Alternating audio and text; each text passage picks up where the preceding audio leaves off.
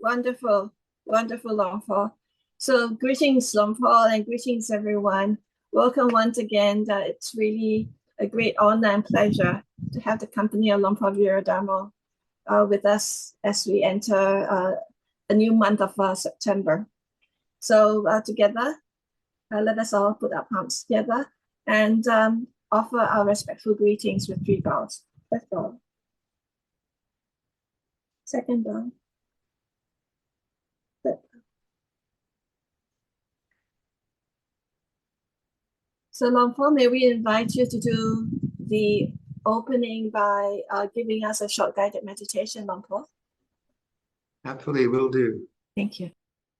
So let's sit for half an hour. I'll give a bit of instruction, but I think most of you are familiar with meditation. I won't talk too much.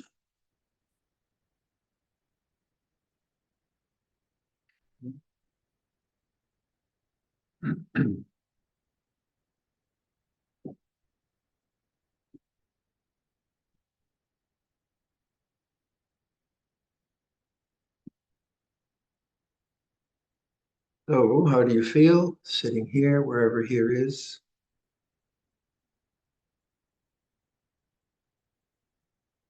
Awakening to the sounds in the room, the temperature of the heat you feel or the coolness you feel. Noticing the posture, just kind of coming into this space, letting go of past and future. So for a half an hour, make a determination to practice present moment awareness with the way things are. You can begin by listening to sound. So to hear the sounds that exist in your space, you'd have to stop thinking, listen, and let the sounds come to you, whatever the sounds are. And listening is often used as a synonym for awareness itself. So you're aware, sounds are like this. Move to the silence of the mind, move to the presence of being. It's like this.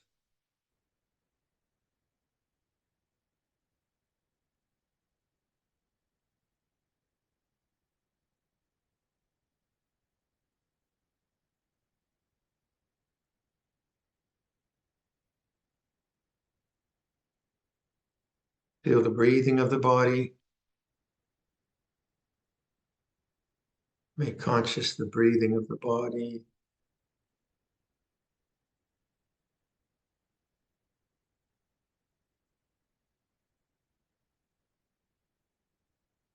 So this receptive awareness, knowing the way things are.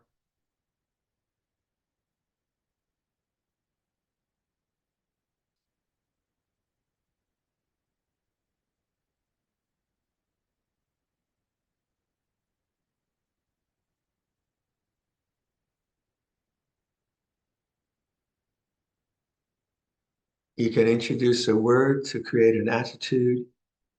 So if you just introduce a word like loving kindness, if you just say that to yourself, loving kindness, that creates the kind of, for myself at least, creates an attitude. Listening, loving kindness. It's like this.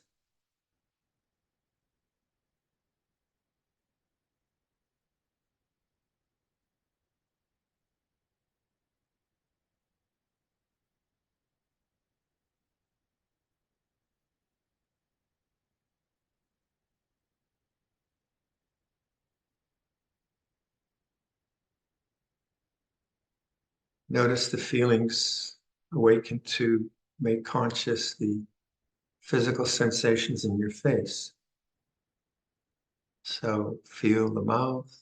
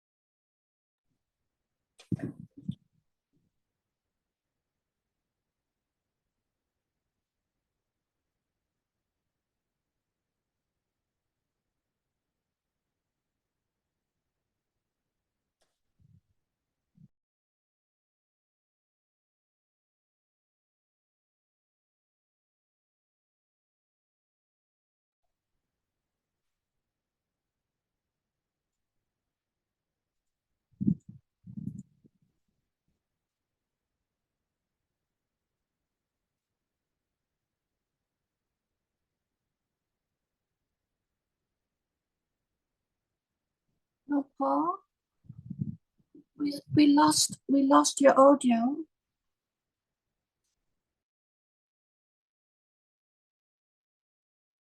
How's that? Yes, we've got you back. Back again, okay. I wasn't watching the screen, so much for that meditation. I'm not quite sure where I got muted, but we'll just keep going. So notice, be receptive, that be conscious of the body as an object in awareness. Pressure, warmth.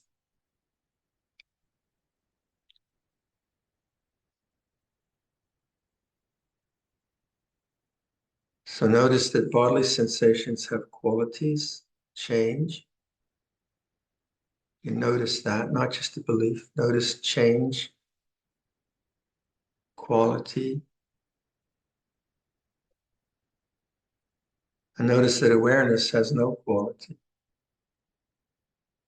is a constant.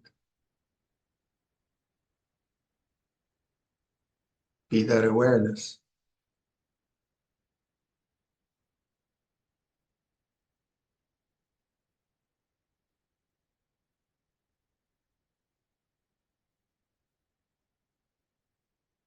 Whenever you start thinking, you notice your thinking, come back to this listening awareness, receptive. Begin to notice that thoughts are objects in awareness. Awareness is not a thought. Memories are objects in awareness. Awareness is not a memory. So keep remembering this awakened mind and use that for the meditation.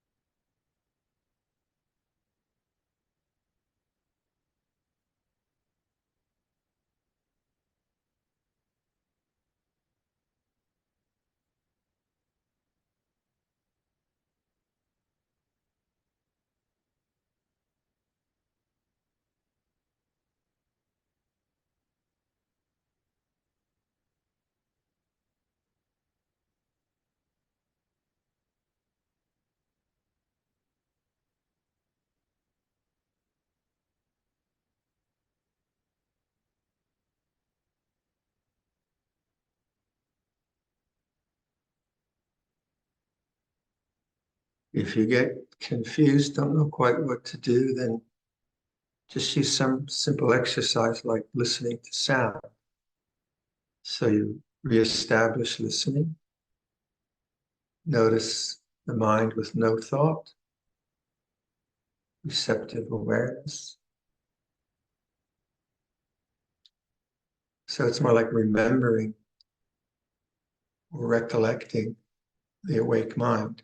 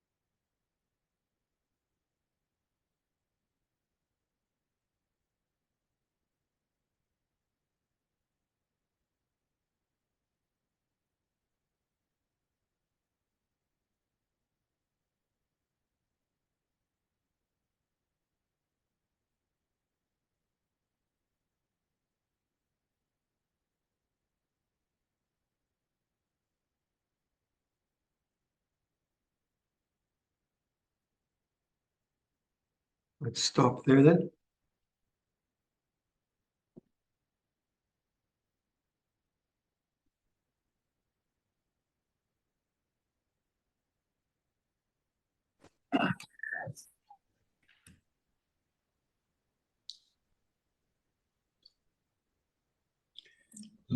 Okay. Lumpur, can we request for Dhamma talk? Yes, William. Nice to see you. Nice to see you, Karina. Nice to see you too. Brahma Chaloka Dipati Sampati Kaatan Jali Anan Divaram Ayachata Saanti Dasata Araja Kajatika Dese Sudama Anukam Pimam Pajam. Namo tassa bhagavato arahato samma sambuddhassa. Namo tassa bhagavato arahato samma sambuddhassa. Namo tassa bhagavato arahato samma sambuddhassa. Buddhang dhammang sanghang namassa. Hello, everyone. Good morning, good evening, good afternoon. I'm in the library of the Monks Vihara at Tisarana with lots of good friends joining in today. It's been I guess, a busy Vassa so far. Lots to do. As you know, we're preparing for the Katina ceremony, October 27th. And our new Dhamma hall is really gorgeous. They're very beautiful. And every time I take someone into the hall, it's lovely to see the joy that that brings to people's hearts, not just because it's a building, but it's dedicated to Dhamma. Obviously, it's part of our the generosity of all the people that support us. And then there's the craftsmanship. The craftsmen who are doing this realize that this kind of a project with all its woodwork is probably once in a lifetime. They realize they're not going to get another chance like this. And so they're very dedicated to making it very beautiful. They themselves do beautiful things. They're gifted craftsmen, and they love the atmosphere. They find it very conducive, and they love Bruno. They love our dogs. So all is good. But in thinking about beauty, and we have the capacity to be made happy by beauty, and that capacity I don't see it based on greed.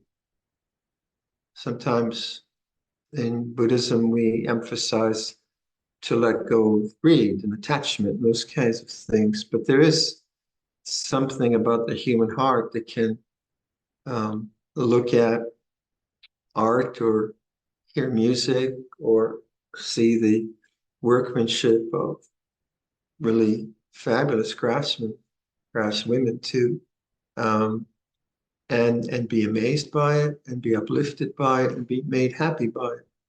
But that's not greed or attachment. It's not like when people look at our hall, then they think, oh, I want to build one of those too. And that would be silly, obviously.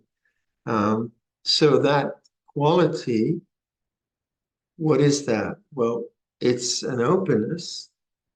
One has to actually look and see and observe. So the mind has to be somewhat quiet.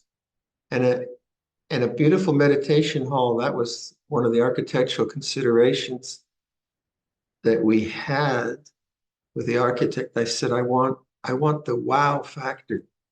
I want people just to go, ah, wow, stop their minds from all the thinking and that. And so I see that as the aspect in the Brahma Vihara is called mudita.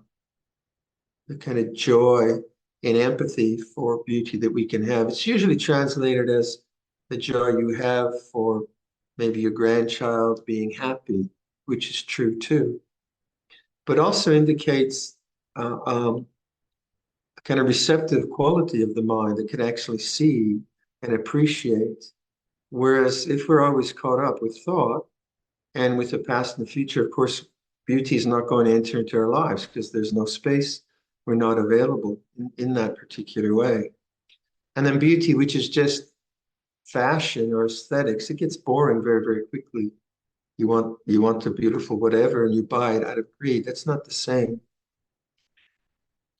Now, this kind of exercise that we did in the meditation, that's the usual way I teach meditation, is very, very simple, actually. Just something very simple of listening to sound. It's so ordinary. That's so ordinary. But what's extraordinary about it is that we actually have to listen. And one has to actually stop and listen. So it's not an achievement in terms of getting some extraordinary meditative experience, but it's a remembering. You're not remembering a memory, you're remembering or recollecting how things are. And that's really the basis of sati, isn't it? Sati sampajanya, you're remembering this moment. And then from that, of course, you can do very skillful things into that space. But most importantly, I think you can notice the space itself. You can notice the silence. You can notice the background. So you know how I like to talk about background and foreground. That's sort of the model I use a lot. And that these simple models or metaphors of meditation, they're not just to be believed or kind of left on a shelf. They are very pragmatic tools, very pragmatic tools. So when you do something like you listen to sound and you notice the changing nature of sound, that's taking anicca and anicca sanya and sati sampajanya. You're now using anicca as a way of awareness, not simply saying to yourself, the weather's changing, night follows day, day follows night, not that kind of conceptual idea of change, but an experiential and meditative aspect. So to actually listen to the changing nature of sound, you have to stop. You have to listen. And then you notice change. And the most important thing for me about noticing change is noticing also the unchanging. So in Buddhist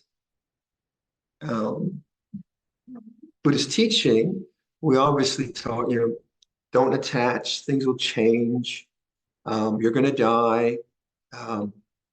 It's all going to disappear. Don't attach to anything. But if that was the only thing there was, it would be pretty depressing, wouldn't it? Like, don't have any fun because it's going to change. Oh, you're happy again. It's going to change. Don't attach to happiness. And so on and so forth. That would be a very grim philosophy.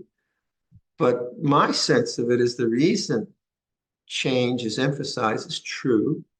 Don't grasp things which change because they'll burn you. But also that there is the unchanging. And I do think sometimes that's missed. People miss that. And the unchanging, how can you actually realize the unchanging? Well, you have to stop and observe. Because if your attention is always in the changing, thinking, analyzing, worrying, fantasizing, eating, drinking, partying, not partying, feeling depressed, watching the news cycles, etc., your attention is in the place of change, which is most of the time. That's our attention is on phenomena, on the necessities of life, on the problems of finances, etc. So very little in our lives trains us to actually look in a whole different direction, look back into awareness itself. I don't know. I never had that. Like in high school, no one taught me that. Maybe in a Buddhist high school, you get that. So it was always about experience and development and being a good person. Sure, that was important, and being a good student and making sure I did my chores or making sure I didn't take too much money out of the bank. So that's all the conditioning that it's necessary to do that, but that's not spiritual. That's worldly. Now the worldly dhammas are super important. They're super, because if you don't get the worldly dhammas right, then you're overwhelmed by them. So without dismissing the importance of that, um, what was the Buddha's liberation? Why did he teach? And to me, it seems he taught this possibility of the unconditioned, the uncreated. And so awareness is the gateway to that. So when you do this little exercise of just awakening, or you use Lompa Sumedho's language, it's like this, then that's asking us to just listen, quiet, what's moving, what's not moving. And that kind of inquiry never takes you to an object. What is blue and what is green? Is that a robin or is that a crow? Those are objects your attention pace looks out into. But this is very kind of mysterious or nebulous because awareness is not an object. So when when I say notice what is unchanging, then if you try to look for something that is unchanging, you're looking in the wrong place. So the intuitive conclusion is it's awareness itself. Be aware. And so many of you have read Lompa Sumedho, and I don't know if he probably says it still, it says be Buddha, Buddha knowing Dharma. That sounds pretty conceited. But what it's pointing to is language as not as culture or position, but language as reflection. How do you reflect on language? And this is hugely important, I think, in understanding the Buddhist teaching, because if language is left as doctrine and dogma, it doesn't really liberate. It usually gets you into more doubt.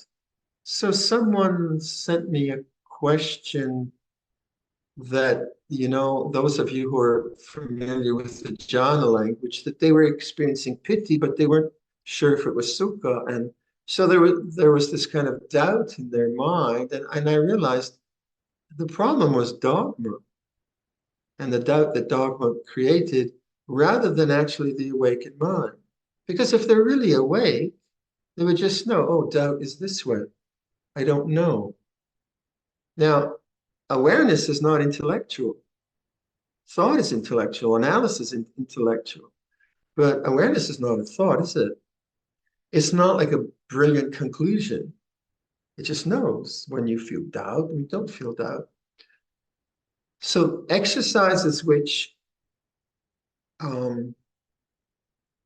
reintroduce that posture, remember, and recollect that, to me seem very important, because so much of our worldly life is about dealing with stuff, dealing with health issues, in-laws, business, etc. So we're not given, society doesn't give us much time to actually come to these kinds of reflections. So we come together in this meeting, you do morning meditations. May I suggest you don't have to achieve anything in meditation. Trying to achieve something is still an object that you're trying to get and make bigger. But notice that awakening is not so much an achievement again, is it? So you're not trying to get a good meditation. If you're trying to get a good meditation, then you'll probably get it once in 100 days, and the others will feel like they're not good meditations, but they're just objective values. But awareness knows that that felt like a bad meditation, and that felt like a good meditation. But awareness has no quality in that way.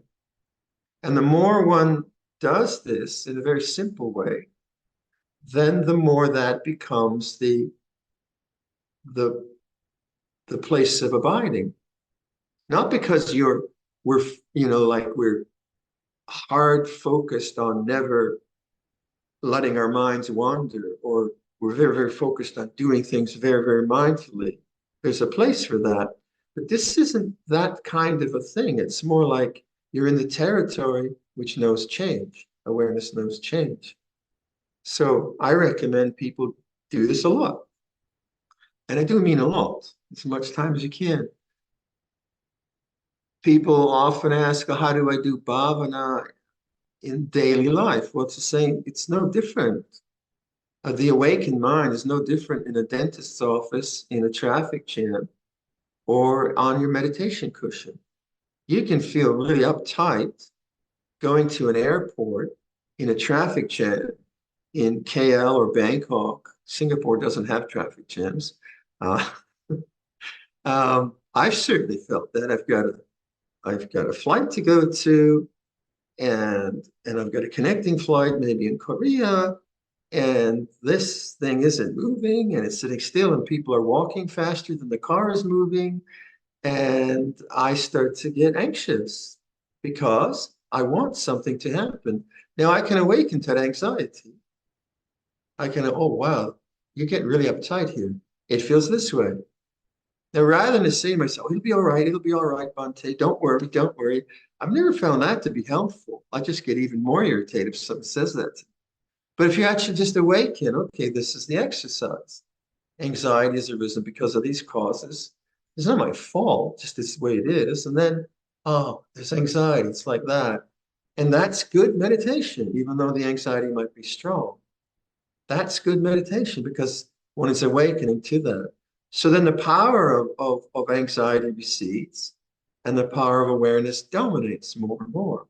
So all situations are like that. They have, there is an opportunity because all experience points to the space which allows for that experience. Whether you feel happy or sad, all of those things are pointing to awareness, right?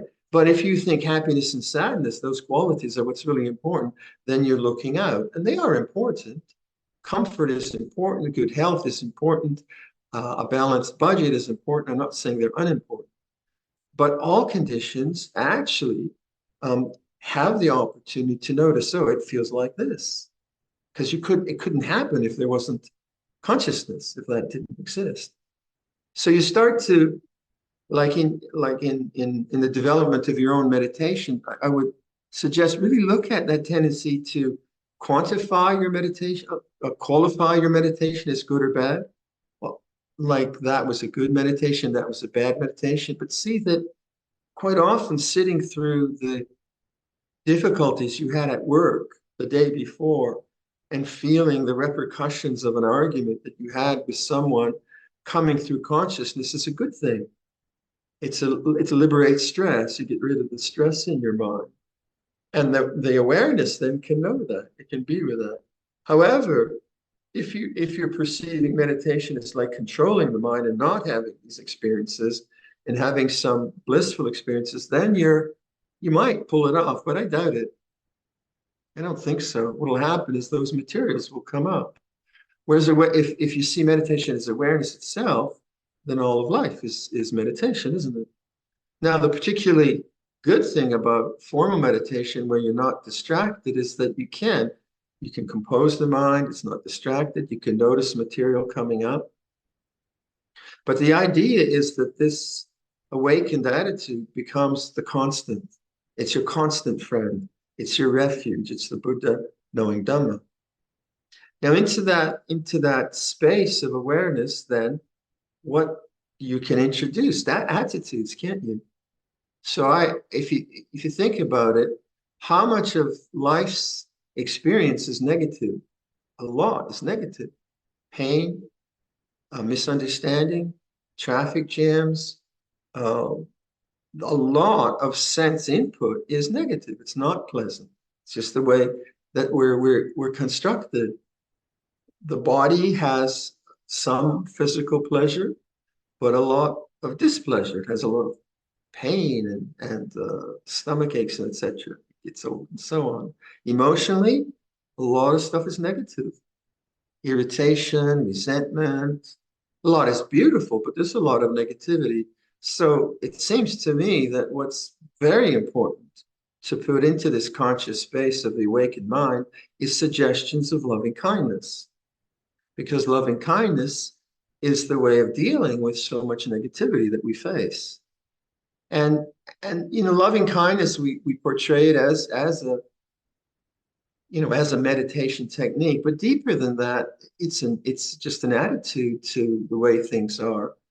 And I don't know about you, I can just like, I can be meditating, I just put that word into consciousness, loving kindness. That's enough. I know what it means. I don't need a dictionary to look it up. I don't have to do a lot of practice. I just know, yeah, loving kindness, I know what that feels like. So then I start to combine the two. I have the awakened mind, and then I introduce attitudes into it. Loving kindness, or patience, or whatever works for you. And this is the use of language, not as analysis or intellect, but as training, as suggestion, as insight. Because, like, what is your favorite word in meditation? You don't have to tell me because there's too many people. But do you have a favorite word in meditation? I do. I have, like, 3 or 4 words. And why is it my favorite word? Because I have insight. We all have insight. It's not rocket science, this stuff. We see things, don't we? I see maybe that the way I'm speaking with people is authoritarian, say. And I see, well, that's not coming from a good space. And I might have a word for that, dealing with that, loving kindness. Now that word it's not a scriptural word, it is and it isn't, but it's a word which comes from my own insight, right? You see something and you understand it, not because the texts say you should understand it, but you see it for yourself. That is a cause of suffering for myself and others. That pathway is not a really pathway I want to follow, but my mind tends to go that way. So then from that insight and that suggestion, I discover a word. So Lompa Sameto's phrase, or a word or phrase, as many of us have been listening to his talks, it's like this. That word's going to go for 1,000 years, I think. He's saying it so often. And it's actually brilliant, isn't it? Now, it's not a difficult phrase. It's like this. It's not like some fancy Abhidhamma phrase of analysis. It's very, very simple. And yet it's very truthful. And where is it coming? It's coming from Lompa's insight of the awakened mind. Now, his insight isn't necessarily yours insight. He's trying to offer it to us. But then we have to take that word and make it our own word through our own insight. And then the language you use becomes actually very powerful because it's the language which reminds you of the wisdom already inherent in your character from the practices you've done. If I'm, all of us do this, like you're becoming impatient with someone and you use language. Oh, it's like this, be patient. That's actually very, very skillful. That's very skillful. But the skill that the language that Lompa again is giving us is that really important bit where you notice the background, where you notice that you are not the personality. You are the awareness itself. The personality comes and goes according to cause and conditions. You're not the anger, you're not the fear, you're not the resentment. They're strong, they come and they go. That's your real home with that awareness.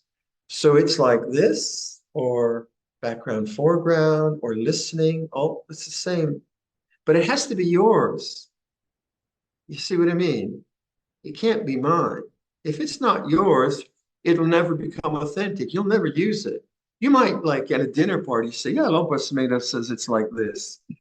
Yeah, okay, but that'll just be dinner talk and Buddha babble kind of stuff.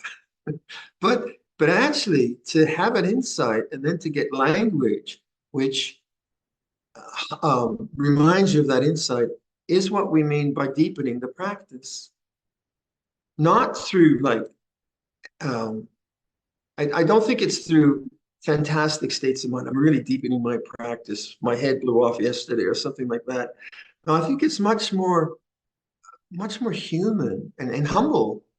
You know, like Lompa Smeto's statement, it's like this is not, he's not showing off, is he? Look, it's like this. He's not doing that. No, he's telling us, yeah, you know, I had these problems, and then it's like this. There's a kind of humility in that.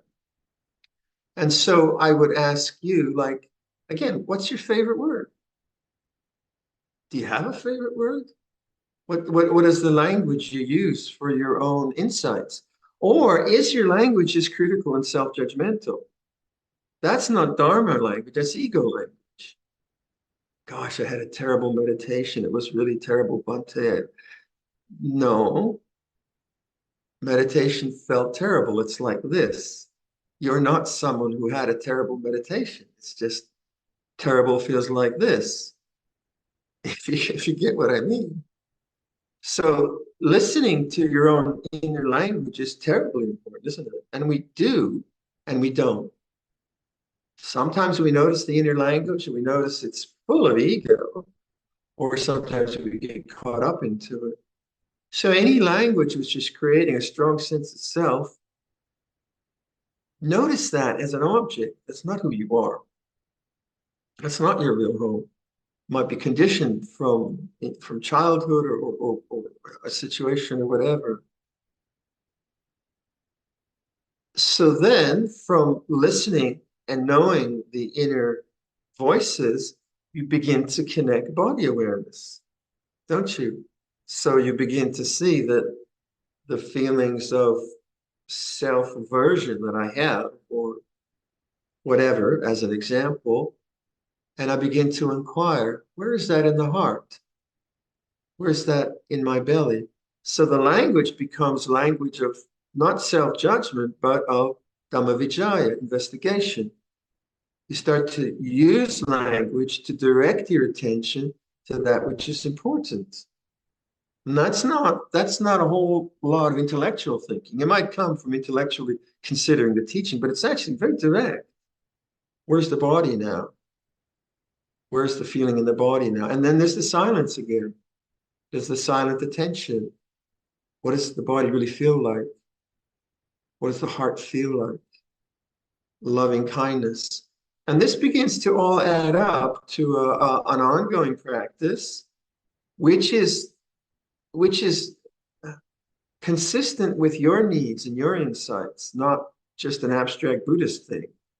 It's about your mind, your conditioning, and the way you think and the way you operate.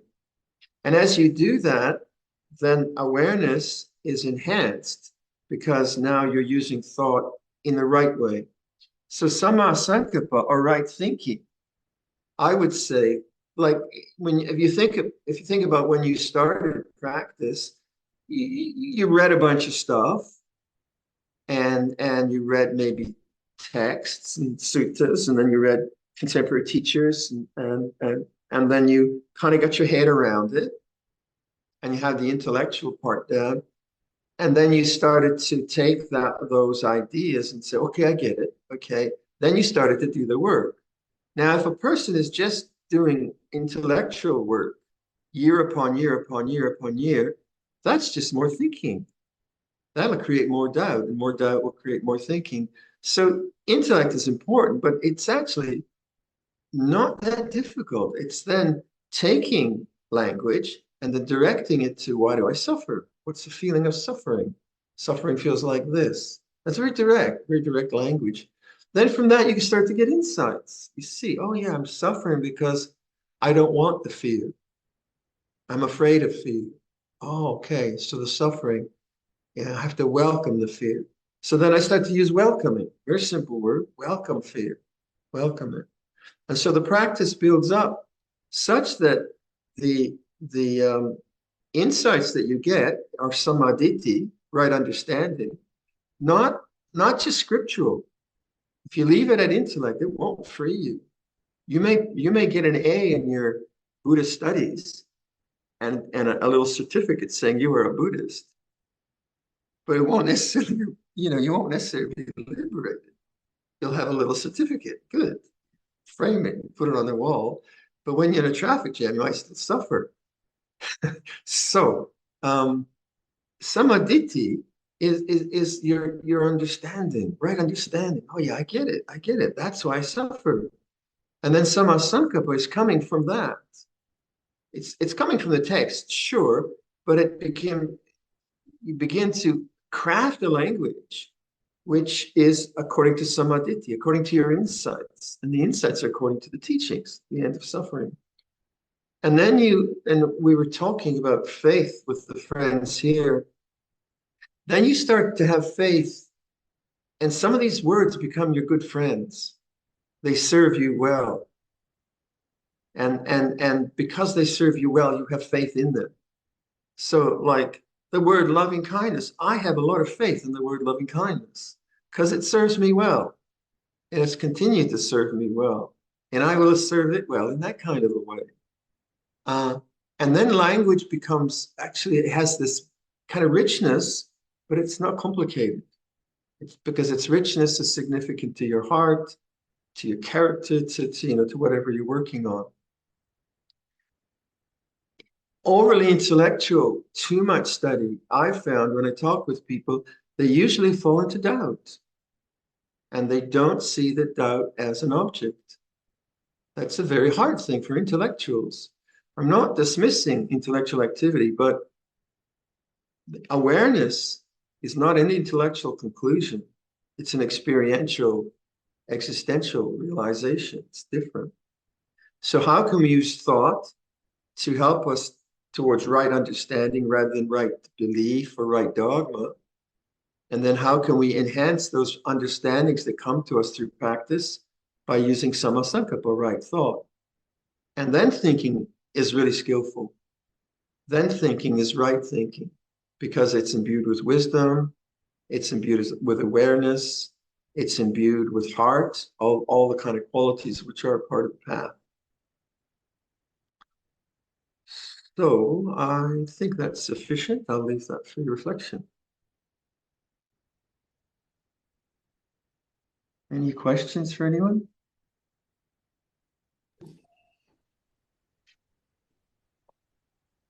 Kandamayang Dhamma Kataya Sadhu Karam Satamase Sadhu Sadhu Sadhu Anumodai. Thank you so much, Longpo, for a very lovely reflection.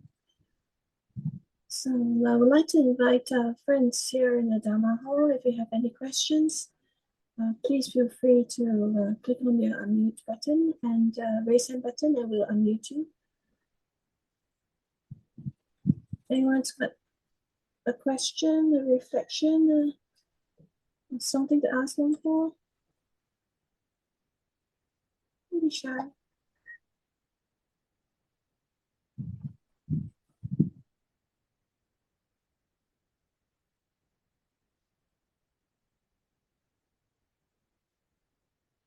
Miri. Hi, Miri. If you unmute yourself, there you go. Can you hear me? Yes. How are you doing? Very well. Are you in India? Oh, yes, yes, yes. Ah, all right. Wonderful here. Uh-huh. Yes. Yes, Luanpo, it's always, I might have even asked this question before, but it's maybe not a question, but an observation that the going to silence, it's very interesting because silence, physically in the room, it's very quiet. That externalized quietness, I find it very hard to separate from my awareness of the quietness. So just like in a quiet room, but it seems kind of spatialized in the room, but then I can't separate that from my awareness of the silence. Is there actually a difference? Can you comment on that? Thank you. Well, I would say as long as you're looking for something called silence, then of course that's not awareness. So I think the language in silence is perhaps fundamentally a suggestion of letting go of thinking, and then being with the non-thinking mind, silent attention. And then, so like I use environmental sound just to get people to kind of play around with attention. But I think the basic thing is to notice the gap between thoughts, to notice the mind, which isn't caught up with thinking. That's the hardest thing, isn't it? It's quite hard to, first of all, notice the gaps between thoughts, and then to abide as that silence of non-thinking without trying to get rid of thinking. Because I think all of us as meditators, in the beginning, we're just hammering away trying to get rid of thinking. And then we'll do anapanasati, or do all kinds of stuff trying to get rid of thinking. And of course, that doesn't work because it's still tanha. And then, you know, from Lompa Sumedho's suggestions, notice the gap between thoughts, and then say a deliberate thought. Notice before the thought, silence, no thought. Say the thought, tomorrow is Saturday. Notice the space, silence after the thought. So that silence is, I think, what's really important. But any sense of looking for something will always be some form of discomfort, won't it? So the ideas of like surrender and so on are really important. Okay. Oh, and thank you for the new book, Gangama's book. Amara series, reveling in it. Oh, yes, David was wondering if, yes. And I haven't dipped into it. Amara Siri had first dibs on it, so I'll have a look at it. Okay. So thank David for us. I will. I'll pass that on. Okay. Thank you. Thank you. Anushka. Anushka, can you unmute yourself, Anushka? Hi, Anushka. Hello, Lumpo. How are you? So, good enough and happy to be here to see you for a very, very long time. So there's couple of things. Firstly, when you started the meditation, I noticed this like push come, like this force of energy. And prior to we came on Zoom, I came a little bit early, so I tried to sit quietly, and I was able to sit quietly. As you said, like I used the image of Buddha and the Buddha, like I've been trying to train to sit with that image with Buddha. So it was peaceful, but I could feel quite a bit of energy in my hands. So I just kind of opened my hands and tried to use breath to just flow through. But when we started, I was feeling this, like almost this real push, like coming on. And I try to follow what he was saying and hear being aware, being conscious, being aware, sitting. And then it was like still pushing, and just the thought came, I take refuge in the Buddha. I take refuge in the Dhamma, and just automatically started saying it. And as you said, you know, notice the change. I could almost feel it backing up. Very gently, just backing up this energy. And prior to this, if I felt something like this, if I had become aware of it, I'd almost get afraid to be honest, because I was aware, but I wasn't sure how to manage, just sit with that. Although I was sitting, I wasn't quite sure. But as you said, notice the change, and I was reciting this, I take refuge in the Buddha, I take refuge in the Dhamma, I take refuge in the Sangha. And it was quite beautiful to notice this very slow, it was almost like doing Qigong, I suppose, like lovely, gentle movement, change, you know. So you have a question around that? It sounds like intuitively you understood how to do it. Sometimes you understand things in a way which are intuitive. You just play with them and negotiate them, and you have the resources to somehow come to a conclusion. So it seems that's what happened, correct? Yes, but it was very helpful. Sometimes I think, although that may happen, you don't know, because the mind can try to come. I noticed there was this mind trying to come in, and I just try to follow exactly what you said in terms of just being aware of the mind coming in. Okay. And so then, you didn't become concerned about the object. You knew it as an object, so you stayed with awareness. yes. Is that it? Yes. Okay, good. Right. So that was, and then it started to show those spaces when the mind came and just sat back, then awareness was, and then it was like the awareness went outside the body and was watching what was around, kind of thing. So I just sat there, just sat, you know. So that means that your sense of awareness was somehow enhanced through the instruction on noticing change. Okay. Kind of deepened, I would say. Okay. So if you, I don't know, I use that model of background, foreground. Yes.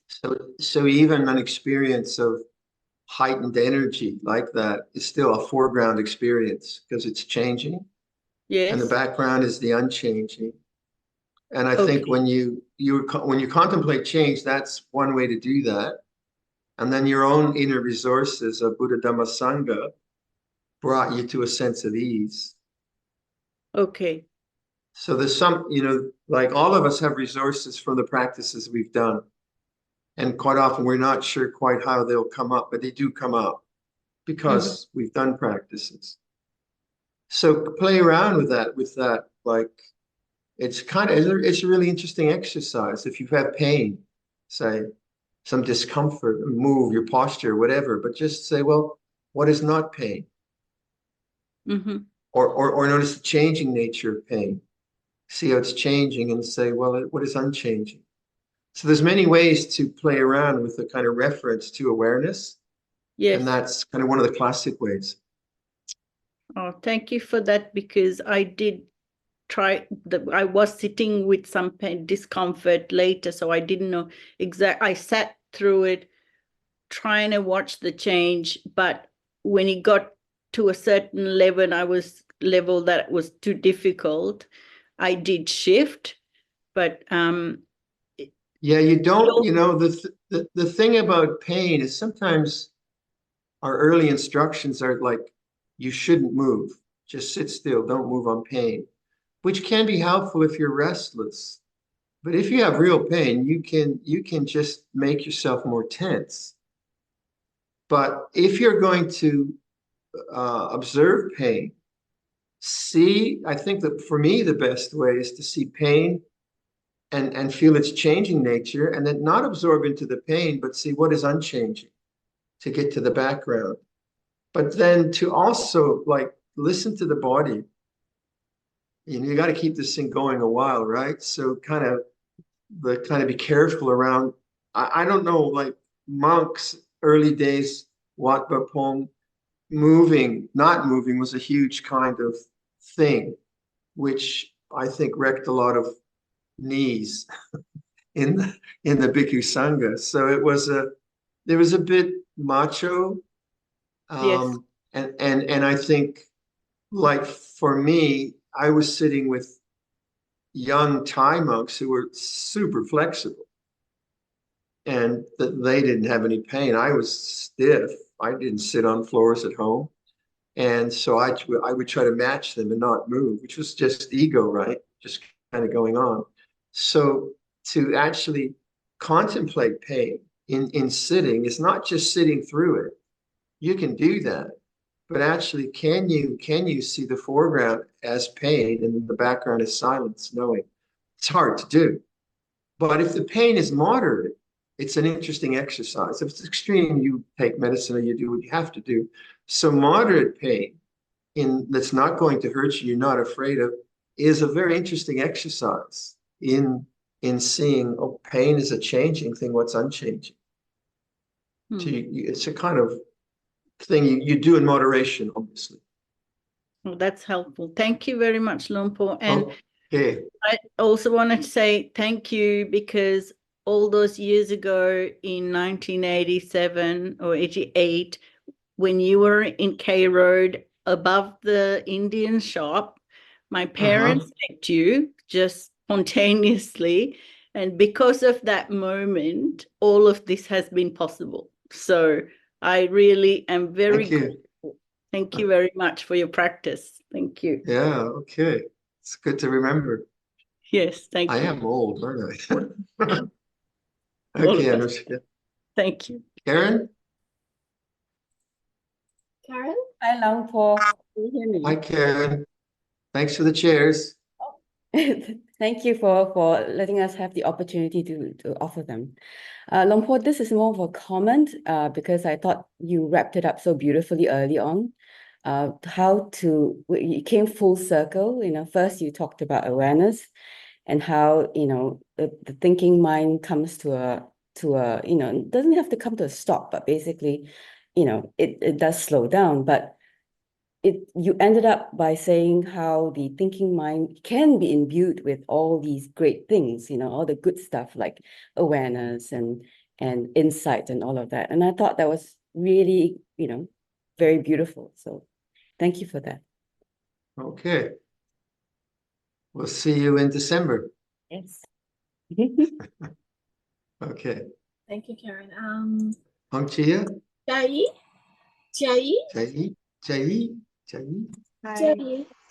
Yes, can you? Hi, Lumpur. Thank you so much. Hi. Beautiful talk. I have Thank two you. questions. So the first question is to clarify, how do you differentiate Dharma investigation and thinking? Is it a matter of my language use? Like if I'm thinking I'm chasing an object versus I'm chasing Dharma and self-reflection? And my second question is more about, like in my day, in the day for me, I tend to try to bring my awareness back to the present moment. When I'm walking, I try to be present. But then when I go to sleep at night, I notice that my mind becomes very active and I dream a lot. And in that sense, I can't bring that awareness. I can't see the awareness, and I wake up feeling restless and a lot of thoughts. So how can I apply the methods you taught in my sleep? Is that In your sleep? Well, that's a tough question. I'll take the first one first. Thank you. So investigation of Dhamma, for me, Dhamma Vicaya, is taking a theme, applying attention through the theme, but applying the attention through silence. So classically, if you take the Four Noble Truths, the theme is, why am I suffering? What's the cause of suffering? So then if I'm feeling discontent about something, I'm not quite sure, then I'll say, what's the cause of suffering? What do I have that I don't want? And what do I want that I don't have? But then the attention has to be silent. Rather than me, well, I don't want this and I don't want that, it has to be silent. So the application of the attention, how I attend or what I attend to, comes from the theme that I'm choosing. But then there's the silent attention to notice. Or let's say the anicca sanya, noticing change, actually as an experience rather than as a belief, means that they say, okay, what's the changing nature of pain? But then I have to be silent and then notice, oh, this is changing. And then in that silence, there can be some insight or some understanding. So that's Dhamma Vicaya. Dreams Dreams, dreams, dreams. Now that's a tough one, isn't it? In one way, you can. I mean, the dream world is just doing what it has to do, right? So you can leave it alone, or you can try doing yoga nidra before you fall asleep, and try to cultivate awareness in sleep. But that can sometimes backfire, and you don't fall asleep. So it's a kind of risky strategy. So I would say when you wake up, right, the first moment that you notice, what's the mood of the mind? What is it anxious? And in that moment, try not to let the sense of self be created. So let's say you have a complex situation at work that you're going to have to face. Now that could have produced the agitated dream states. But when that, say, anxious state comes up from the dream states, then be very careful to just notice the body and not create a self around it if you can. Because then you're not being born into that attitude. Let's say I wake up and I'm worried about a work meeting, and the dream states had that, and I wake up and then I let my mind run with that worry. Then I'm reborn in the office as a worrier. But if I can notice a worry feels this way, and that's why morning meditation is so important, and just settle down, let the mind settle down, then the dream world did what it had to do, but I haven't reinforced that. There's all kinds of things about lucid dreaming and so on. I don't have much experience in that. The only experience I've had is doing lying meditation, going to sleep, and then trying to develop awareness in sleep. But that's tricky because like you can feel rested and not fall asleep, or you can be aware in deep sleep, believe it or not. But that's a very kind of refined and high state of mind. Most people, if they try to meditate in the sleep state, they either fall asleep or they stay too awake, too jangled. So I wouldn't muck about with your sleep cycles. Sleeping's very important, as we all know, and just accept that the subconscious is doing what it's doing, and it'll take care of itself. But focus more on the state of mind as you wake up. That's my suggestion. You might ask others who are more in tune with, like some people do dream analysis. I was never into that. I figured the dream world's taking care of itself. I've got enough to do. I don't need to do that. But so it's not a maybe helpful suggestion, but just that in the morning, really notice what's the mood of the mind. Okay. Thank you, Lampol. Okay. Malika. Okay, we have time for one last question, Malika. Thank you for those pictures. Thank you. How long were you in the robe? A whole month, or was it 2 weeks? How long was it? 3 weeks. 3 weeks. 3 weeks. Yeah. It sounded like a really important experience. Huh? Yes, something. Well done. My question is, how do you practice now in noble silence? It's just hard in normal daily life. And have you got any ideas how you can practice in a busy life noble silence? You can't. Can't. Okay. You have to. I mean, your family will think you're crazy. Yeah. So, and noble silence is not meant for family life. Right speech is meant for family life. So you have to redefine noble silence as not non-thinking.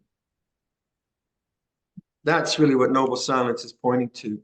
It's the mind which isn't just caught up with thinking. So it's the internal silence. And that you can work with in family life. And then it's right speech, because if you try to practice noble silence and you start to alienate your family, or your family thinks you're weird, or it doesn't help them, makes them uncomfortable.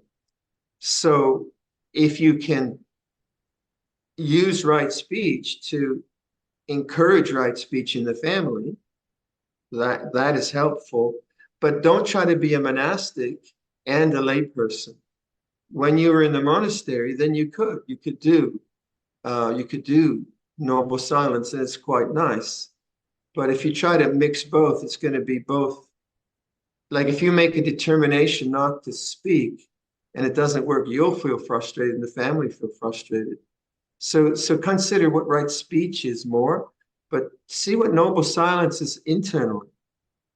The silence of no thought, the silence of what I not mean. worrying. That's what I mean. The chattering, whether we can stop the chattering, is it only during You can awaken to it and identify it as, oh, worry feels this way.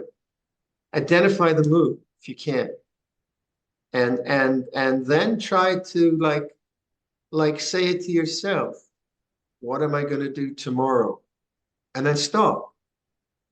Notice beginning before you say the word. Notice after. Start to play around with a gap between thoughts.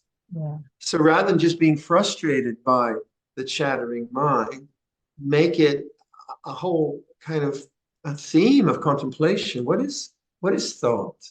It is an object. So what typically happens is when you notice your chattering mind, then you try to repress it by being mindful or focusing. But actually, when you notice that you've been thinking, that's the moment that thought has actually stopped. So rather than regretting the fact that the mind is chattering, another way to approach it is say, oh, great, I'm back again. Awareness is like this. This is silence. So you start to notice the gap between thoughts.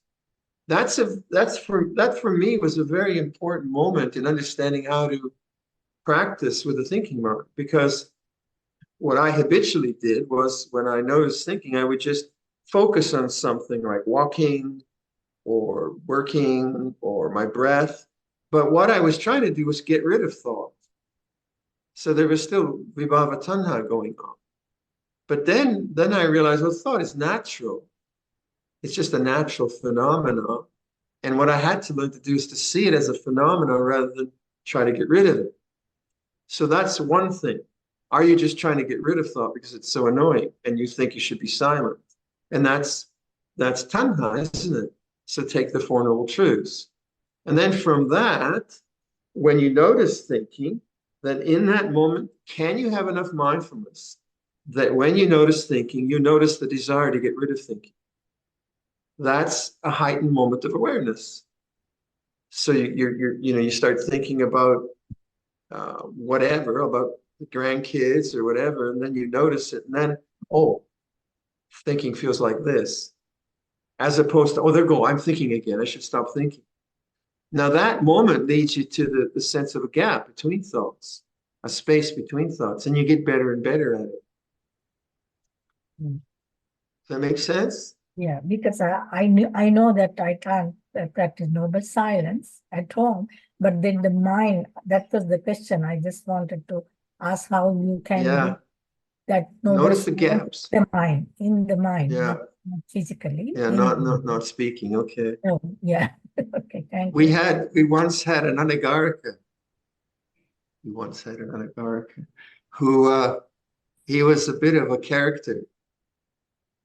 He was a very provocative chap. So he made he was into electronics. he made this sign with little lights in it that he could press and it would go noble silence.